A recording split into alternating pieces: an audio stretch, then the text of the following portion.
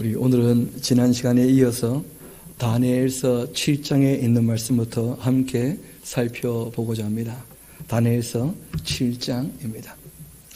잘 아시는 것처럼 다니엘서 1장부터 6장까지는 역사로 말미암아 얻게 된 교훈의 내용입니다. 그리고 이제 이 7장부터 12장까지는 다니엘이 그 환상을 보게 되어집니다. 그러니까 하나님께서 특별히 다니엘을 통하여 계시하신 내용이 환상으로 주어졌습니다. 그 환상을 통하여 주시는 교훈이 있다는 것입니다. 우리가 이 내용들을 볼 때 조금 어려운 것이 있는데, 다니엘이 봤던 것을 글로 기록해 놓고 그림으로 그려놓은 것이 없다는 거예요. 또 우리가 다니엘이 글로 적었던 것을 상상을 한다 할지라도 다니엘이 봤던 것을 똑같이 떠올리기는 쉽지 않다는 거예요. 그런 부분에 관해서는 조금 어려운 부분이 있습니다. 그럼에도 불구하고 그 내용에 있어서 알아야 될 것은 충분히 알게 말씀하셨고, 무엇보다 꼭 알아야 될 내용들은 뒤에 다 해석을 해 주십니다. 그러니까 다니엘이 봤던 것은 우리가 함께 다니엘이 이런 걸 봤구나 하는 것으로 우리가 정리하면 어렵지 않습니다. 이 다니엘이 본 것을 자기 임의대로 해석하는 것은 참 위험합니다. 해석할 수 있을 때 우리가 그 두 가지 정도의 근거는 있습니다. 이미 다니엘은 그 예언, 미래를 보게 되었지만, 그러나 다니엘이 본 것 중에 많은 부분들이 이미 성취된 역사가 되어져 있어요. 그러니까 저희들이 다시 역사를 가지고 보게 되어지면, 아, 이런 사건을 이렇게 미리 봤던 것이구나 하고 볼 수 있다는 거예요. 두 번째는 성경에 다니엘서의 내용에 대한 해석들이 신약의 또 계시록까지 다시 한번 상세히 정리된 부분들이 있습니다. 성경을 가지고 이제 다시 보게 되어지면, 그러면 그 말이 무슨 말인지 좀 이해가 쉽게 되는 것이죠.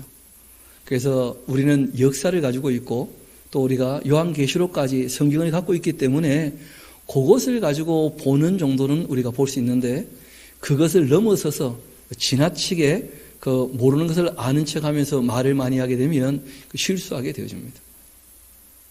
그래서 우리가 오늘 7장, 8장 원래 3장씩 할까 2장씩 할까 고민을 많이 했어요.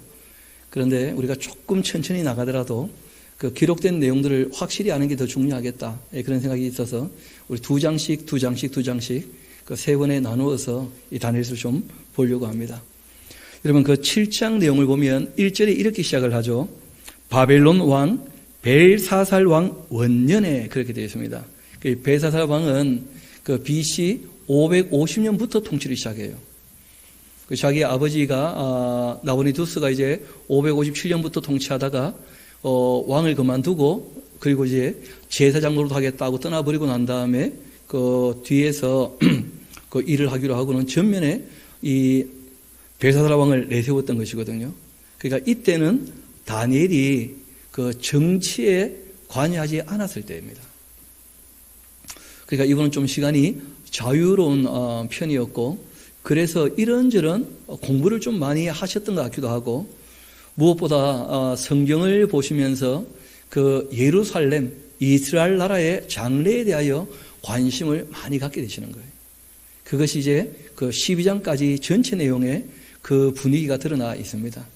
그 다니엘 입장에서는 70년이 차면 돌아간다는데, 돌아가고 난 다음에 이 예루살렘을 중심으로 이스라엘 나라가 정말 어떠한 나라가 될 것인가, 거기에 대한 관심이 많거든요. 그런데 이미 잘 아시는 것처럼 느부갓네살 왕의 꿈 기억나시죠? 그 꿈에 대한 해석을 가지고 이미 세상 역사를 하나님께서 어떻게 움직여 가실지에 대한 큰 그림을 이분이 갖고 계셔요. 그러니까 의아한 거예요.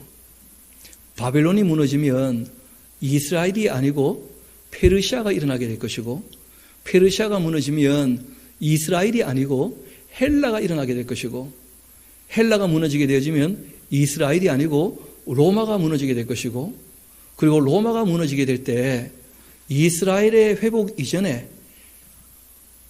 교회라고 하는 전혀 다른 나라가 하나 또 일어나게 된다는 것을 이미 봤었거든요. 그러니까 이분이 고민이 많은 거예요. 하나님 말씀에는 분명히 이스라엘에 대한 회복에 대한 약속이 있는데 그런데 그 회복에 대하여 언제 이루어질지에 대하여 참 고민이 많으신 거예요. 결국 이제 그 고민은 9장에 가서 이제 해결이 되어집니다. 9장에 가서. 그러니까 메시아가 오실 때 초림이 아니고 재림 이후에나 이스라엘 나라가 회복이 될 것이다 하는 것을 보게 되어졌고, 예수님의 초림부터 시작해서 재림 그 사이에 만들어지는 새로운 나라가 있다는 거예요. 그 나라는 바로 교회죠, 교회. 그래서 이분이 다시 한번 그 환상과 계시를 통해서 역사, 하나님이 이제 지중해를 중심으로 한 역사입니다. 세계 역사 전체를 또 다룬 것도 아니고, 왜 지중해를 중심으로 얘기하느냐 하면 그 지중해에 어느 나라가 있습니까? 이스라엘이. 그러니까 이스라엘 주변에 있게 되는 그 역사를 다시 한번 말씀을 하시는 거예요. 우리 한번 봅시다. 바벨론 벨사살 왕 원년, 그러니까 BC 550년쯤 되었을 때 다니엘이 그 침상에서 꿈을 꿨고 또 머릿속에서 환상을 받았고 그 꿈을 다 기록해 놨기 때문에 우리가 그 꿈의 기록을 지금 보는 것이죠. 그럼 거기 적어 놓으세요. 꿈 얘기다. 이걸 우리가 염두에 두고 해보셔야 됩니다. 그 일의 대략을 진술하겠다 이렇게 되어 있는데, 여러분 이 대략은 대충 쓴다 이런 표현이 아닙니다. 그 원어로 보니까 레시 이렇게 되어 있는데 이 말은 본질적, 개요 이런 뜻이에요. 번역이 참 쉽지 않았던 것이죠. 여러분 우리가 개요를 쓴다 할 때도 대략이라는 표현을 쓰기도 하죠, 그렇죠? 근데 대충에 대한 대략이 아니고 중요한 것만 뽑아서 얘기하겠다 이런 뜻입니다. 그러니까 본인의 꿈을 상세히 얘기하면 너무 길어지겠죠. 그래서 본인의 꿈 중에 정말 중요한 그 을개 꼭 알아야 될 내용만 기록을 하겠다 이런 표현입니다. 다니엘이 진술하여 이르되 내가 밤에 환상을 봤는데 하늘에 네 바람이 큰 바다에 몰려 불더라. 여러분 다니엘이 얘기하는 큰 바다는 당연히 지중해죠, 지중해. 그 지중해에서 이제 그 주변 나라에서 일어나는 일들이에요. 이 큰 바람할 때 보통 이 계시록에 봐서도 이제 우리가 이해할 수 있는 것인데, 여러분 이 하나님께서 그 미리 작정하신 그 어떻게 보면 그 인간 세상의 환란 같은 거예요. 하나님의 징계로 말미암은 또 큰 전쟁 같은 것 이런 것들을 이제 바람이라 이렇게 표현하는 경우가 있거든요. 여하튼 지중해를 이제 중심으로 해서 여러 가지 이제 일들이 벌어지게 될 텐데 그 일들의 가장 중심은 뭐냐면 전쟁 이야기입니다. 전쟁 이야기. 이어봅시다. 특별히 그 큰 바다에서 큰 짐승 넷이 바다에서 나오던데 그 모양이 각각 달랐다. 첫째는 사자가 아니고요. 사자 같은 형체입니다. 그러니까 비유적으로 표현을 한 것이죠. 그렇죠? 그런데 이 독수리 나귀가 있고 내가 보는 중에 그 나귀가 뽑히게 되고 또 땅에서 들려 사람처럼 두 발로 서게 함을 받았으며 또 사람의 마음을 받게 되었다. 그럼 우리는 이제 역사를 아니까 이 내용이 쉬워요. 지금 누구 때 얘기입니까? 벨사살 이야기예요. 그러니까 앞에 바벨론 나라가 아주 왕성했을 때 얘기를 하는 게 아니라는 거예요. 원래 그 날개가 안 뽑혀야 강한 것인데, 그런데 이미 그 바벨론 나라는 어떻게 되었다는 거예요? 초라하게 되었고, 그리고 이제 보통 나라와 별 다르지 않은 나라가 되고 말았다. 결국 이 나라가 어떻게 됩니까? 그 메데 페르시아 연합군에게 무너지게 되는 것이고, 메데 왕 다리오가 이 바벨론을 차지할 때도 여전히 바벨론이었거든요. 그리고 얼마 못 갑니다. 실세는 결국 이제 누가 됩니까? 고레스가 되거든요, 고레스. 그래서 바벨론 나라가 이제 얼마 남지 않았다. 이런 걸 이제 보게 되었다는 거예요. 벨사살 왕 때 얘기니까. 그 다음 봅시다. 또 보니 다른 짐승 곧 둘째는 곰과 같은데, 곰은 아니죠, 그렇죠? 그 전체 형상은 곰 같기도 하더라는 거예요. 그런데 그것이 몸 한쪽을 이렇게 들고 있더라는 거예요. 곰인데 이러고 있는 거예요, 이러고 있는 거예요. 그러니까 이게 이제 뭐냐면, 여러분 기울어지려면 한쪽은 길고 한쪽은 짧으면 기울어지죠. 그러니까 메데 페르시아라는 나라가 연합국인데 페르시아가 주된 나라입니다.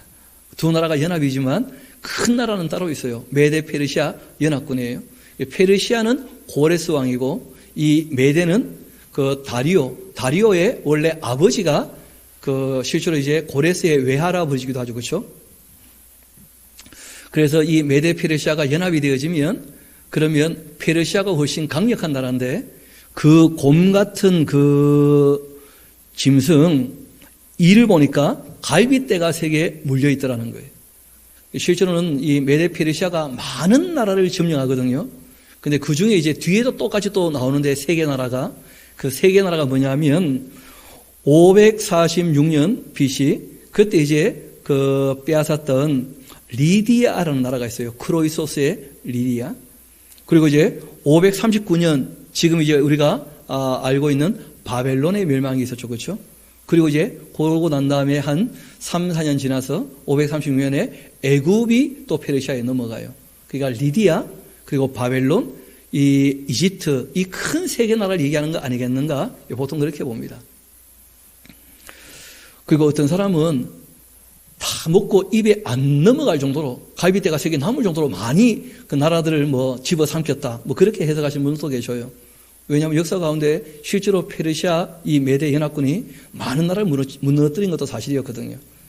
그런데 이 내용은 뒤에 보면 다시 한번 설명이 나오기 때문에 그 3개의 나라로 보는 것이 더 타당하지 않겠나 싶습니다. 그 역사를 가지고 지금 우리가 보는 것이죠. 또 이어봅시다. 그 후에 내가 또 보니까 다른 짐승 곧 표범과 같은 그러니까 다 어렴풋이 본 것입니다. 꿈 얘기니까. 그런데 그 등에는 날개가 4개가 있고 그 짐승에게는 또 머리가 몇 개가 있어요? 4개나 있어요. 나중에 이것은 따로 8장에 다 또 설명이 나와요. 그러니까 알고 보면 헬라 제국을 얘기하는 거예요. 헬라 제국을. 헬라 제국은 잘 아시는 것처럼 그 알렉산더라는 사람이 그 이 지중해 연합부터 시작해가지고 이제 그 점령해 나갈 때 굉장히 빠른 속도로 점령을 했거든요. 20살에 시작해가지고 10년 정도 됐을 때 정말 온 세상을 장악했다 할 정도로 굉장히 빠른 세월 동안 이 지중해 연합부터 시작해가지고 온 세상을 점령을 했는데 근데 잘 아시는 것처럼 이 알렉산더가 33세 죽지 않습니까? 죽게 되었을 때 이 알렉산더와 함께 했던 사인방이라 익혀지는 큰 장군 4명이 있었습니다. 이 카산드라는 사람하고 리심 마커스라는 사람하고 안티고노스라는 사람하고 톨레미라는 사람이었어요. 그리고 이제 이 안티고노스가 차지했던 이 나라를 이후에 셀류쿠스라는 사람이 차지하게 되어집니다. 그래서 이 4명의 큰 인물을 얘기하는 거예요. 머리가 4개인 것이. 좀 이따 다 설명이 나오니까 미리 좀 말씀을 드립니다. 또 우리가 역사에서 확인할 수가 있는 거예요. 이어봅시다. 그 짐승에게 머리가 4시 있는데 그 권세를 받았고 내가 또 밤 환상 가운데 그 다음에 봤던 4째 짐승은 무섭고 아주 놀랍고 또 매우 강하고 또 쇠로 된 큰 이가 있어 먹고 부서뜨리고 그 나머지를 발로 밟고 이 짐승은 전에 모든 짐승과 다르고 또 뿔이 몇 개가 있다는 거예요? 10개가 있더라. 그래서 이것을 우리가 로마가 아니겠는가. 그리고 이 10뿔은 기독교에서는 어떻게 해석하느냐 하면 그 기독교 바퀴가 있었지 않습니까? 그 네로 황제 바퀴부터 시작해가지고 이제 250년 동안 10번에 걸친 큰 바퀴가 있었거든요. 그래서 그 얘기를 하는 게 아니겠는가 이렇게 보기도 하고 여러분 잘 아시는 것처럼 유대인들은 기독교 바퀴는 아무 의미가 없죠. 그래서 이 로마의 큰 임금 10명 아니겠는가 뭐 이런 식으로 또는 이 10이라는 숫자가 만수다 이런 식으로 표현을 하거든요. 그래서 그 로마라고 하는 나라가 큰 나라고 여러분 마지막 바벨론은 로마하고도 똑같은 나라예요. 계시록 보면 설명이 그런 식으로 되어 있거든요. 그러니까 마지막 바벨론인데 실제로 마지막 바벨론은 로마 정신하고도 똑같은 거예요. 알고 보면 로마 제국하고. 그래서 이 쇠로 된 큰 이 괴물단지 이걸 이제 보게 되었는데 그 괴물단지가 로마다 그렇게 보통 봅니다. 이어봅시다. 그 뿔이 10개가 있던데 내가 그 뿔을 유심히 봤다는 거예요. 그 뿔을. 그랬더니 그 보는 중에 다른 작은 뿔이 그 사이에서 솟아나가는 거예요.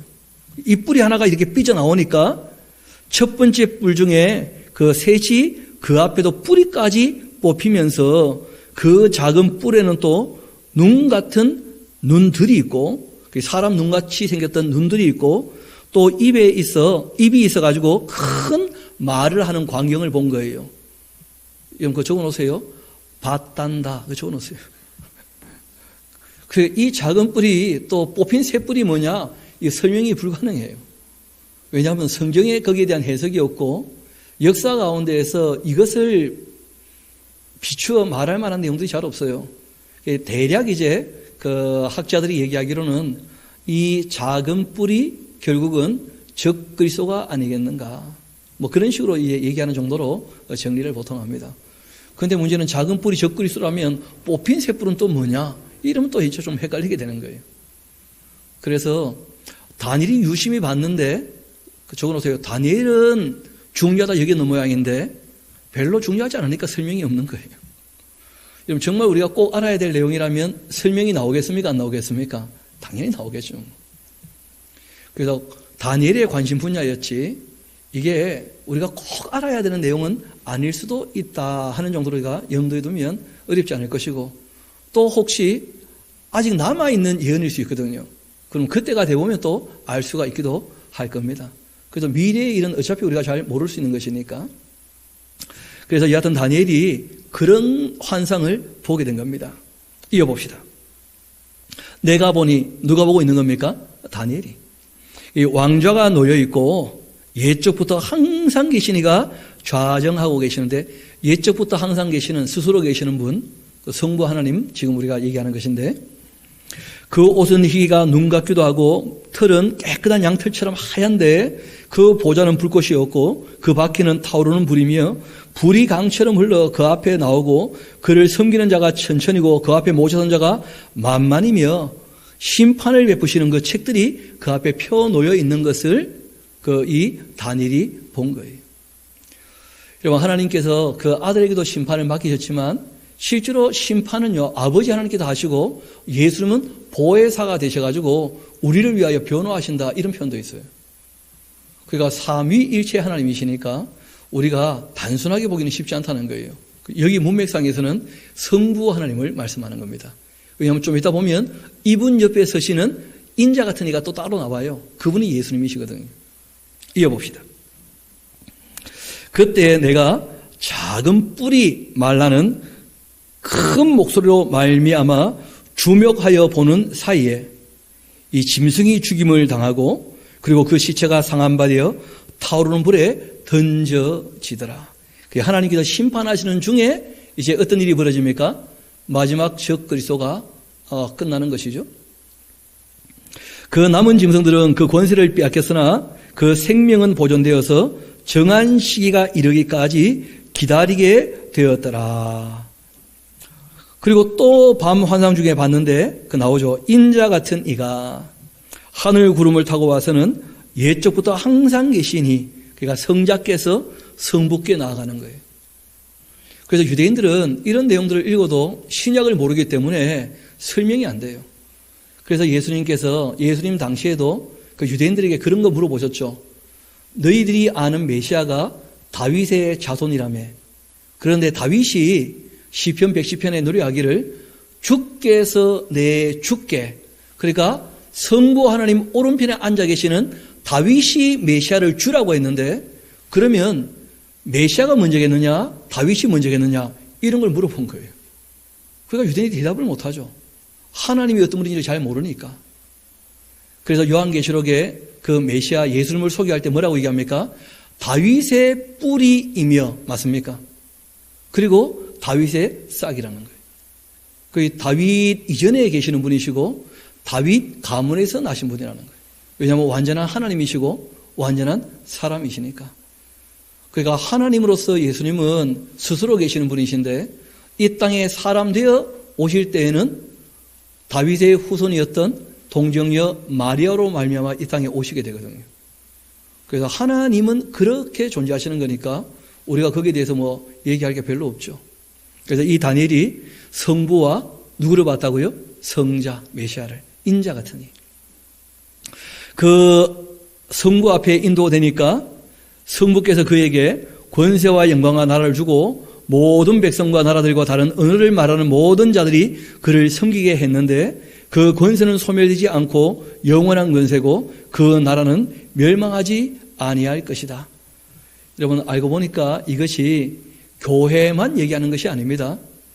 실제로는 천년왕국까지 함께 얘기를 하시는 거예요. 이런 이제 이 환상을 봤는데 우리는 계시록을 아니까 그런 얘기를 할 수 있지만 다니엘은 그게 무슨 말인지 도무지 모르죠. 그래서 나 다니엘이 그 중심에 아주 근심했다는 거예요. 왜 근심했느냐면 이스라엘의 회복이 보이지 않는 거라. 하나님의 그 스케줄 안에 뭐가 안 보인다고요? 이스라엘의 회복이. 내 머릿속에 그 환상이 나를 아주 번민하게 했다는 거예요. 내가 그 곁에 모셔 선 자들 중 하나에게 나아가서 이 모든 일의 진상을 물어봤는데 그가 내게 말하여 그 일의 해석을 알려주었다. 보이십니까? 우리가 그 해석을 보면 되는 거예요. 그 해석의 내용을 알려줬는데 뭐라고 하시느냐 하면 그 내 큰 짐승은 앞으로 세상에 일어나게 될 누구라고요? 4명의 왕이라는 거예요. 여러분, 지금 다니엘이 이 환상을 봤을 때는 벨사살 왕 원년이었죠. 그러니까 실제로 바벨론의 마지막은 벨사살 왕이었지만 다리오가 바벨론을 얻었다고 되어 있는 거예요. 그러니까 이 4명의 왕은 다리오, 그리고 두 번째는 바로 고레스, 그리고 세 번째는 그 알렉산더가 되겠죠. 그렇죠? 헬라의. 그리고 네 번째가 이제 그 시저가 되겠죠. 로마의. 그 4명의 왕 이야기를 한다는 거예요. 지극히 높으신 이의 성도들이 나라를 얻게 될 것이다. 그렇게 세상 나라가 진행이 될 때 실제로 하나님께서는 이런 이 역사를 이용하셔가지고 뭘 만드실 거라는 거예요? 하나님의 교회를 세워가시고 그리고 이제 천년왕국에 대한 준비를 다 하신다. 그런 의미입니다. 이어봅시다. 지극히 높으신 이의 성도들이 결국 나라를 얻게 될 텐데 그 누림이 영원하고 영원할 것이다. 여러분, 3번씩이나 얘기하는 것은 강조하고 강조하는 거예요. 강조하고 강조하는 거예요. 이에 내가 넷째 짐승에 관하여 확실히 알고 싶었다는 거예요. 왜냐하면 이분도 첫째, 둘째, 셋째는 알만 했다는 거예요. 넷째 짐승이 너무 궁금한 거죠. 그것은 모든 짐승과 다르기도 했고 심히 무서웠고 그 이는 쇠고 그 발톱은 노신데 먹고 부서뜨리고 나머지는 발로 밟았고 또 그것의 머리에는 10뿔이 있고 그 외에는 또 다른 뿔이 나왔는데 그 뿔이 나올 때 또 새 뿔이 그 앞에서 빠져버렸고 또 그 뿔에 눈도 있고 큰 말하는 입도 있고 그 모양이 그 동요보다 커 보이는 대체 이게 뭔가 여기에 대해서 이분이 관심을 가지고 물어봤다는 거 아닙니까? 내가 본즉 또 이 뿔이 이 뿔은 앞에 나오는 그 작은 뿔이죠. 이 뿔이 결국은 성도들과 더불어 싸워 그들을 어떻게 했다는 거예요? 이겼다는 거예요. 여러분, 계시록을 보면 이제 알 수 있는데 적 그리스도가 마지막에는 성도를 어떻게 한다고 되어 있습니까? 이긴다고 되어 있어요. 여러분, 그래서 역사에 하나님께서 개입하셔가지고 악을 진멸시키시는 거예요. 세상 마지막에는 적 그리스도가 누구를 이긴다고요? 성도가. 여러분, 그러니까 마지막 바벨론은 실제로 추구하는 것은 뭘 추구할까요? 마지막 바벨론은 로마의 정신을 추구합니다. 그런데 실제로 그 정치는 뭐라는 거예요? 바벨론이라니, 바벨론. 그러니까 우리가 7개의 바벨론을 얘기할 때, 잘 아시는 것처럼 아수르, 그 다음에 이제 두로, 그 다음에 이제 신생 바벨론, 그리고 이제 페르시아, 그리고 헬라, 그리고 로마, 그리고 뭐가 있습니까? 마지막 바벨론이 있잖아요. 그런데 지금 우리가 사는 세상에 보면 바벨론 정신을 추구한다, 이런 철학을 하지 않는다는 거예요. 다 뭘 추구한다는 거예요? 로마의 정신을 계승하고 싶다. 로마가 실제로는 헬레니즘 문화를 추구했던 것이거든요. 민주주의.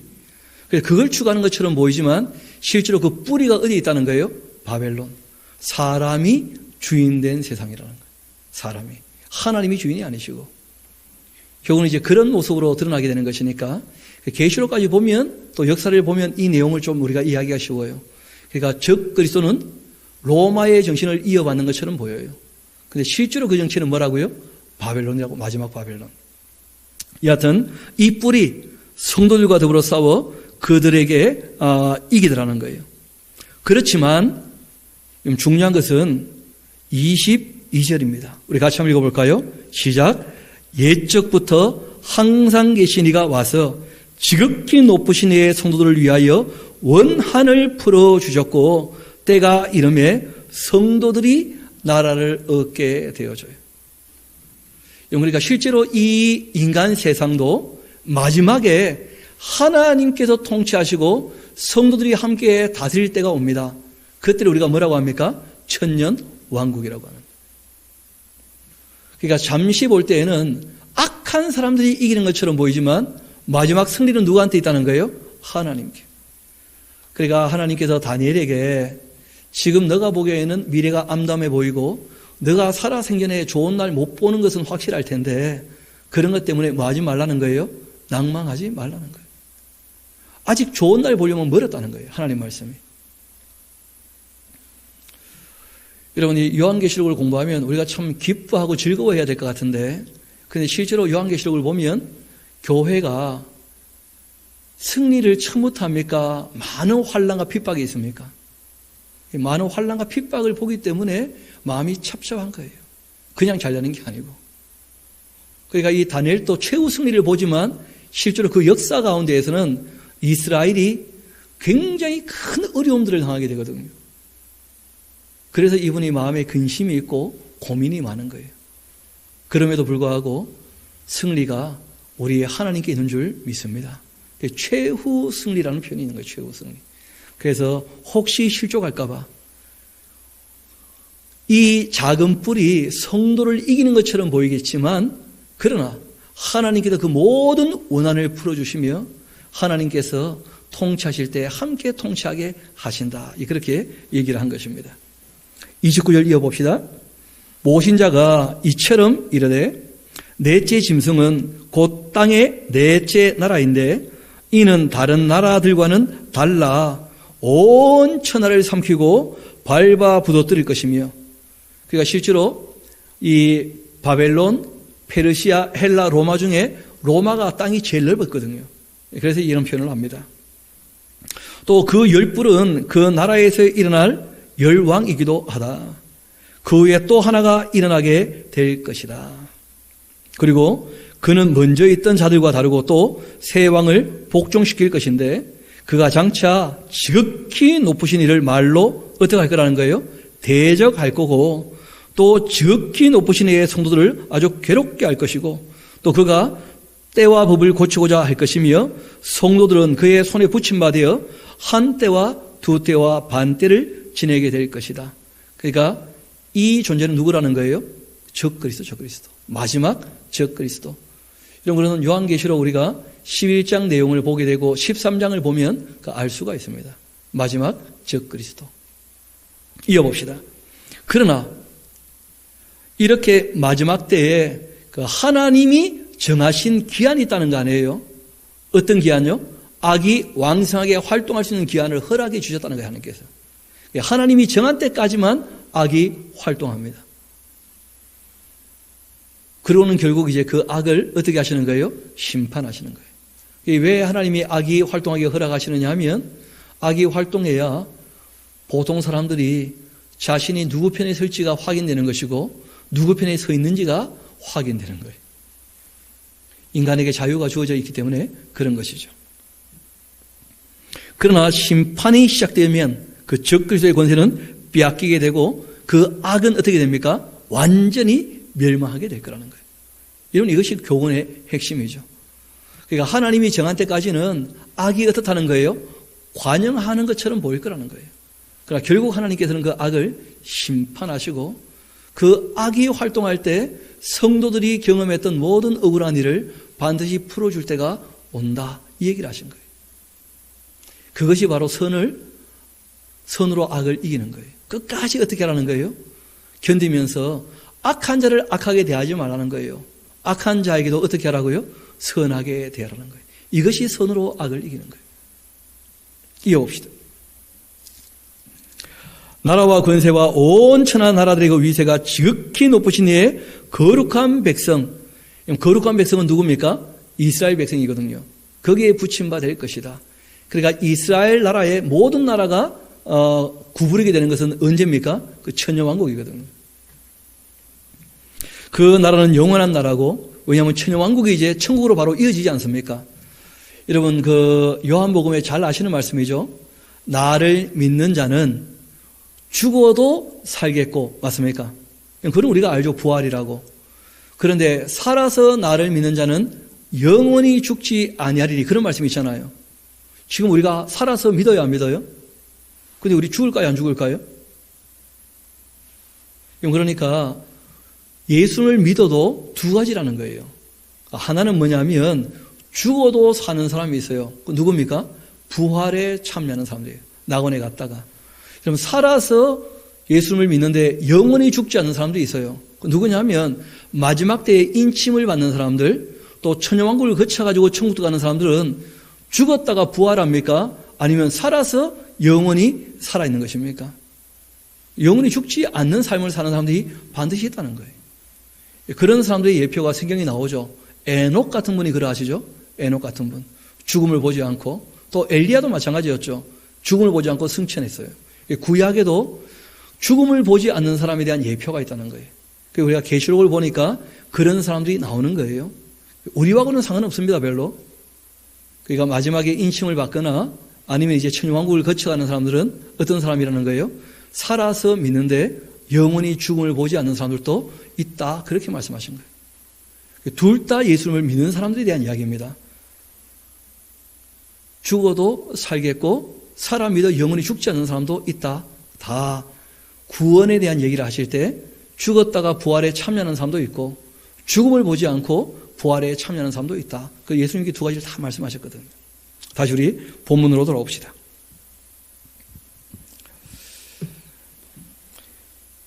결국 이제 27절 다시 나라와 권세와 온 천하 나라들의 위세가 지극히 높으신 이의 거룩한 백성이 이제 붙여지게 되어지면 그 나라는 영원한 나라라. 모든 권세 있는 자들이 다 그를 섬기며 복종하게 될 것이다. 그 말이 이에 그친지라 나 다니엘은 중심에 뭐 했다는 거예요? 번민했다니까요. 왜냐하면 회복은 너무 멀리 있는 거라. 실제로 그 과정 가운데 너무 힘들고 어려운 거예요.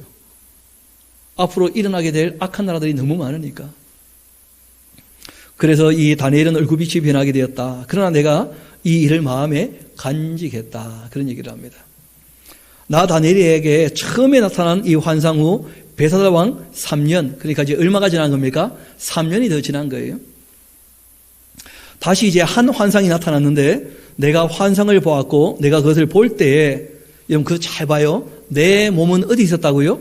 엘람에, 바벨론이 아니고. 여러분 엘람이 바로 페르시아의 수도였던 곳이죠. 그죠? 엘람. 여러분 그래서 지금도 엘람에 가면 그 에스더 무덤뿐 아니라 다니엘의 무덤도 엘람에 있어요.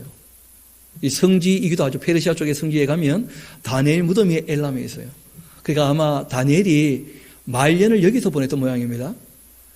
여기 있다가 이제 그 벨사살 왕이 불러가지고 다시 다리오 때 함께 또 일을 했다가 말년은 다시 엘람으로 갔던 모양이에요. 여러분 그 엘람에 있었다는 것은 참 의미가 있습니다. 왜냐하면 모르드게 같은 사람하고 교제할 수 있는 그 겹치는 시간이 좀 있다는 거예요. 다니엘이라는 분이 살아계실 때 모르드게가 어렸다 그렇게 볼 수 있거든요. 그 엘람에 있을 때 얼마든지 교제가 가능한 것이죠. 여하튼 이분이 이제 몸은 엘람에 있는데 그런데 환상 모기는 어디서 봤다고요? 을레강변은 또 바벨론 쪽이거든요.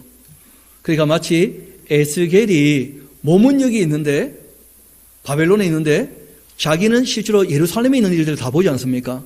그런 이제 이 경험을 이분도 하신 거예요.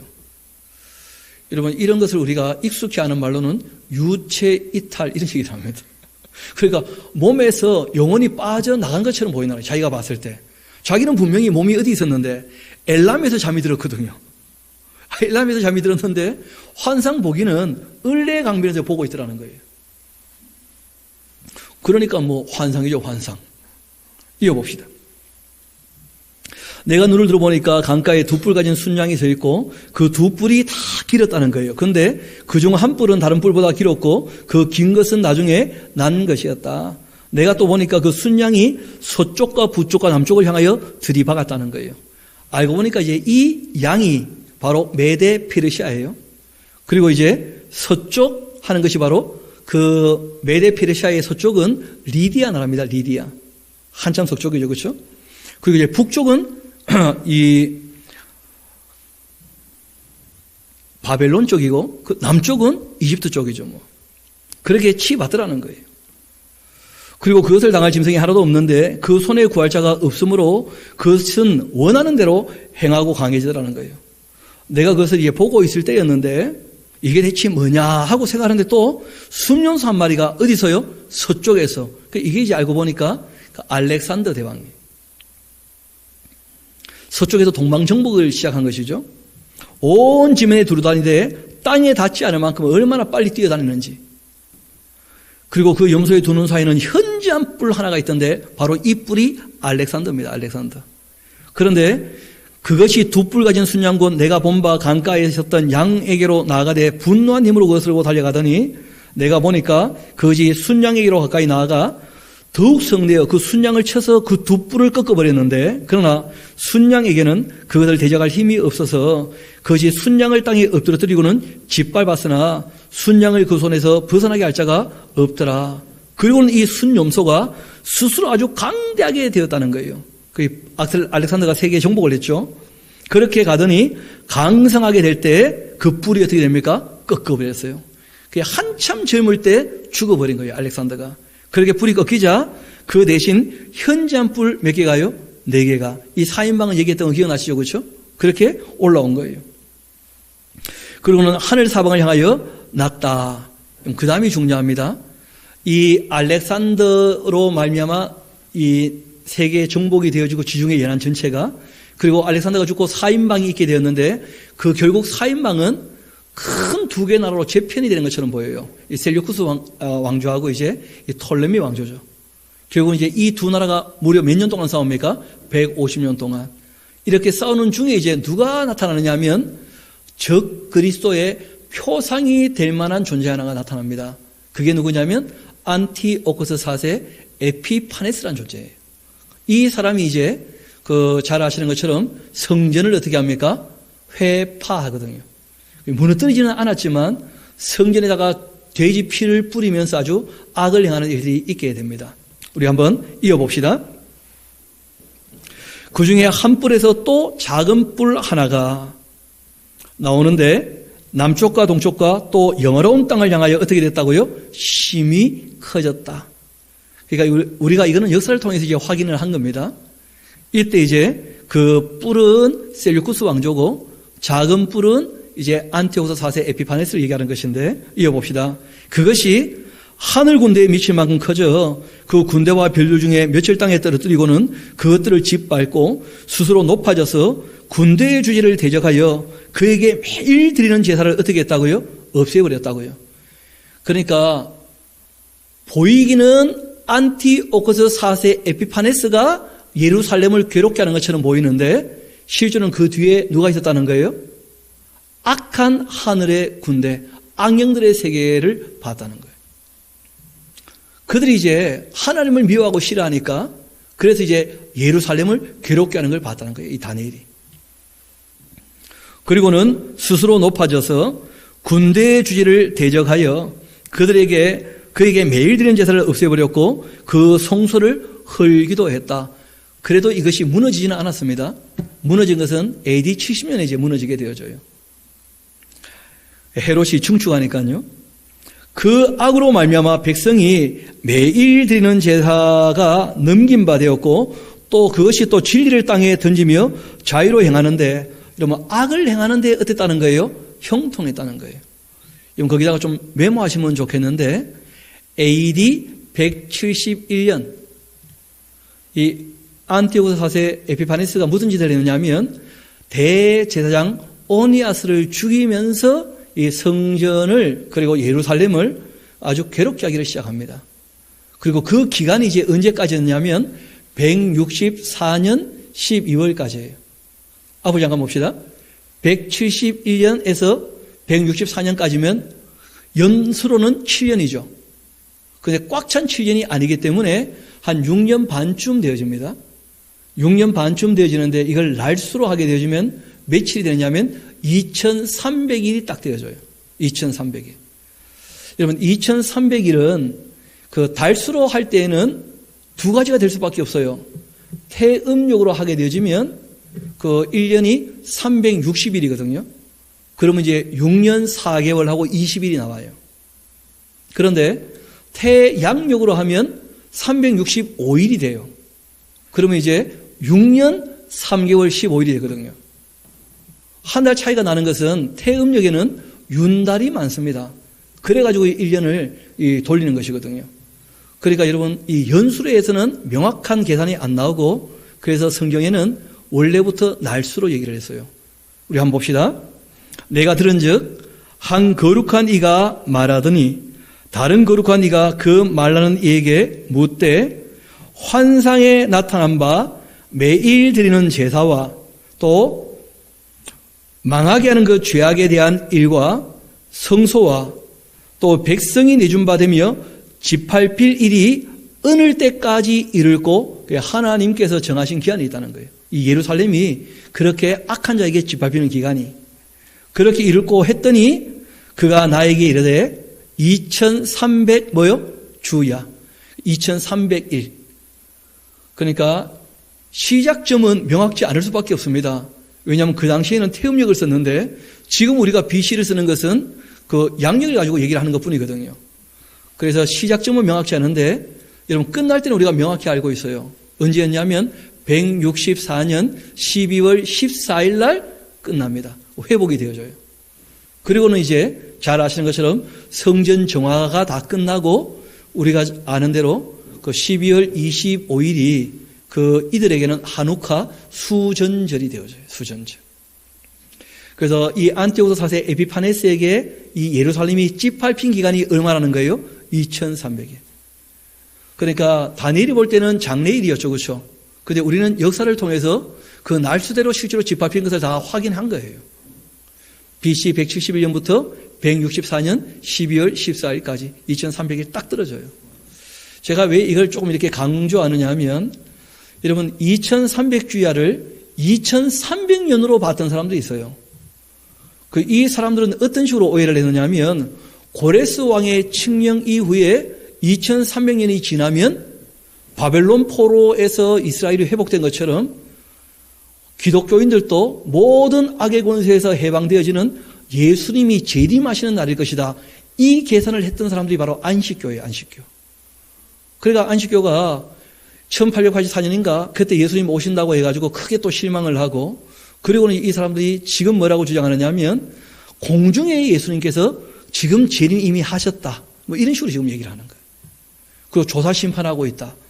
그러니까 성경을 욕심을 가지고 잘못 해석해버리면 성경 붙잡고 신앙생활을 하는 것처럼 보이는데 뭐가 된다는 거예요? 이단이 된다는 거예요. 이단이. 그래서 예수님께서 성경은 구원받는 비법이나 예수님의 재림 날짜를 점치는 그런 책 아니라는 거예요. 이 책은 하나님의 뜻을 우리에게 보여주시는 하나님이 어떤 분인지를 우리에게 보여주시는 하나님의 말씀 계시의 책입니다. 하나님의 계시라는 거예요. 하나님이 어떤 분인지를 알려주시고 하나님이 또 앞으로 무엇을 하실지를 알려주시고 또 이때까지 무엇을 해왔는지를 알려주시고 우리에게 어떻게 해야 될지를 알려주시는 그 계시의 책입니다. 예수님 오시는 날짜를 점치다 보니까 문제가 생겼던 거예요. 그래서 이 2300주야는 명확히 딱 떨어집니다. BC 171년부터 시작해서 164년 12월 14일까지 그렇게 딱 떨어져요. 이어봅시다. 그렇게 해서 그때 성소가 어떻게 될 거라고요? 깨끗하게. 그 수전절이죠 뭐. 나 다니엘이 이 환상을 보고 그 뜻을 알고자 해서 이분이 알고자 했던 뜻을 미리 다 말씀드렸죠 제가. 한번 봅시다. 그렇게 이제 할 때에 사람 모양 같은 것이 내 앞에 서 있는데 내가 들어보니까 을레강 두 언덕 사이에 사람의 목소리가 있어 외치되 알고 보니까 이제 다 천사들입니다. 천사들.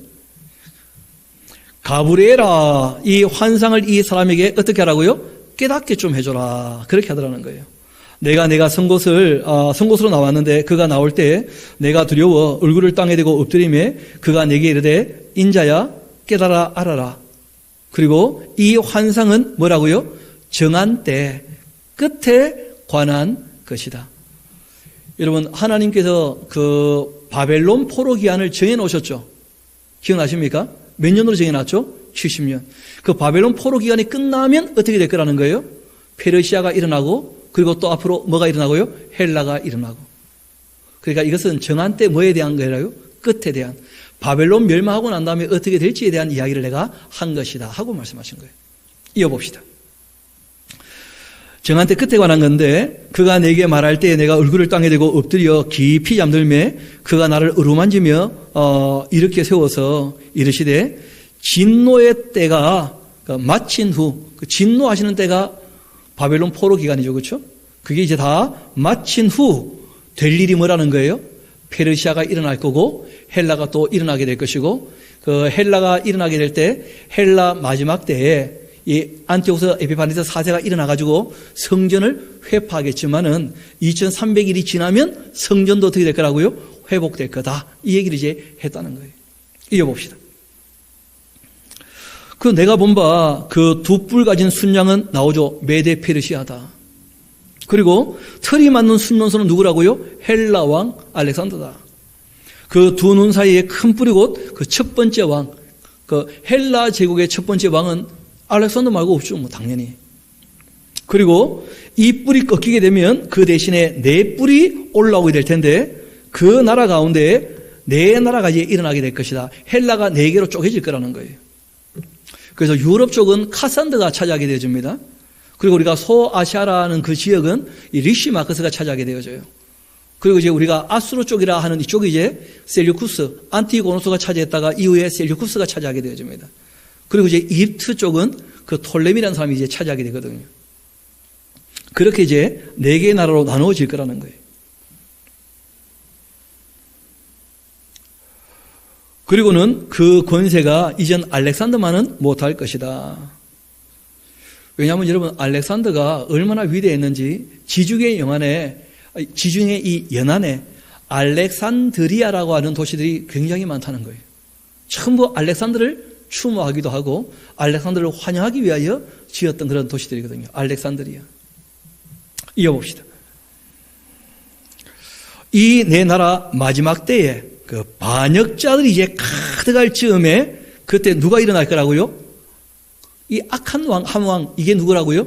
안티오쿠스 4세 에피파네스예요. 이 한 왕이 일어날 텐데 나오죠. 얼굴부터 아주 뻔뻔한 사람이에요. 속임수가 아주 능한 사람이고 그리고는 그 권세가 강할 것이지만 그러나 자기 힘으로 말미암은 게 아니에요. 사람은 되먹지 않은 못된 놈인데 하는 게 다 잘 돼. 왜 그럴까요? 뒤에서 악령이 열심히 도와주는 거라. 하나님께서 잠시 허락하셨거든요. 그가 아주 장차 놀랍게 파괴 행위를 하고는 자의로 행하여 아주 형통하면서 강한 자들과 그리고 어떻게 해요? 거룩한 백성을 멸할 텐데 또 그가 꾀를 베풀고는 제 손으로 속임수를 행하고 마음의 수도로 큰 체하면서 또 평화로운 때에 이 많은 무리를 멸할 거고 또 스스로 서서 만왕의 왕 누구십니까? 하나님을 대적할 거라는 거예요. 그리고 그가 사람의 손으로 말미암지 않고 결국 어떻게 될 겁니까? 깨질 거예요. 이 사람이 마지막은 전쟁 중에 죽은 것이 아니고 병들어 죽게 되어져요. 병들어서. 미리 다 말씀을 하셨고 역사 가운데 그게 다 이루어졌다는 거예요. 이미 말한 바 주야에 대한 환상은 확실한 것이다. 주야에 대한 환상의 내용이 지금 나오죠. 그렇죠? 2300주야는 무슨 일이라는 거예요? 바로 이 안티오쿠스 4세 에피파네스가 예루살렘 그 성전에서 악을 행하는 기간이라는 거예요. BC 171년부터 164년 12월까지 그렇게 악을 행했던 기간입니다. 이어봅시다. 이미 말한 바 26절 그 주야에 대한 환상은 확실하니 너는 그 환상을 간직해 둬라. 이는 여러 날 후에 일이기 때문이다. 이에 나 다니엘이 지쳤고 여러 날 알았다는 거예요. 왜 그랬을까요? 예루살렘의 회복이 너무 멀리 있는 거예요. 너무 멀리. 이분은 70년이 차면 다 회복될 줄 알았는데 70년이 차고 돌아가도 그 후에 일어날 일들을 보니까 예루살렘은 회복이 안 되는 것이고 어떤 일이 벌어지는 거예요? 페르시아, 헬라, 그리고 헬라 마지막에 혹독하게 또 2300일이나 더 예루살렘은 짓밟히게 될 것이고, 그러나 이 예루살렘이 회복되는 것처럼 보여도 그게 오래 못 갈 거라는 거예요. 이게 이제 우리가 다음 시간에 9장 보면 또 이어지게 되거든요. 그래서 이분이 마음이 너무 무거운 거예요. 이에 나 다니엘이 지쳐 여러 날 앓다가 일어나 왕의 일을 보게 되었다. 내가 그 환상으로 말미암아 놀라게 되었고 그 뜻을 깨닫는 사람은 없었다. 그러니까 다니엘 때에는 이런 말을 해봤자 무슨 말인지 아무도 몰라요. 왜 그럴까요? 장래일이니까. 그게 당연히 모르죠. 그런데 우리가 이 장래일에 대해서 역사를 가지고 확인을 했기 때문에 앞으로 남은 예언도 어떻게 될 거라는 거예요?